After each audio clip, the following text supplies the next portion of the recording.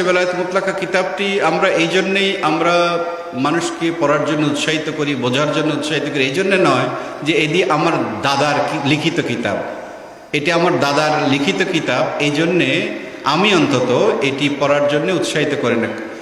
আমার ব্যক্তিগত বিবেচনায় আমি দেখেছি যে এটি একটি ট্রান্সফরমেশন গাইড বুক, একটা মানুষকে পরিবর্তনের একটি গাইড বুক এই বইটি।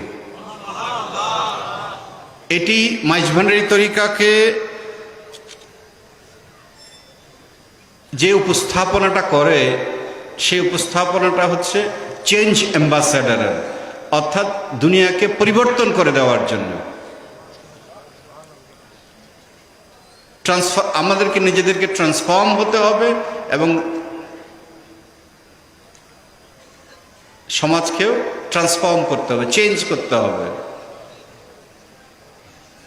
এটি আমাদের দায়িত্ব। এই দায়িত্ব স্মরণ করিয়ে দিয়েছে বলে এবং এটি যে বিষয়গুলোকে আমাদেরকে ফোকাস করতে বলেছে, ভাবতে বলেছে, উনি যেভাবে কোডিফাই করেছেন আমাদের বিবেচনায় এবং অনেক স্কলারদের বিবেচনায়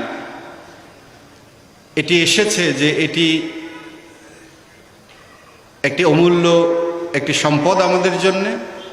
এটির যে ব্যাখ্যা বিশ্লেষণ, এটি ইসলামেরই শিক্ষা, কোরআনের শিক্ষা, সুন্নাহর শিক্ষা, তাসাউফের শিক্ষা, ইসলামী ঐতিহ্যের শিক্ষা, মাইজভান্ডারী তরিকার শিক্ষা।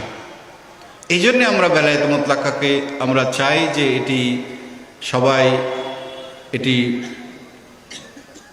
বোঝার চেষ্টা করুক, উপলব্ধি করুক, এটির যে দার্শনিক দৃষ্টিভঙ্গিটি অনুধাবন করার চেষ্টা করুক। তাহলেই সে হুজুর গৌসুল আজম মাইজভান্ডারী তরিকাকে আরো ভালোভাবে বুঝতে পারবে। তাহলেই সে ওই যে বললাম ট্রান্সফরমেশন, পরিবর্তন, নিজের ভেতরে পরিবর্তনটা আনতে পারবে এবং সমাজকেও পরিবর্তনের জন্য কাজ করতে পারবে।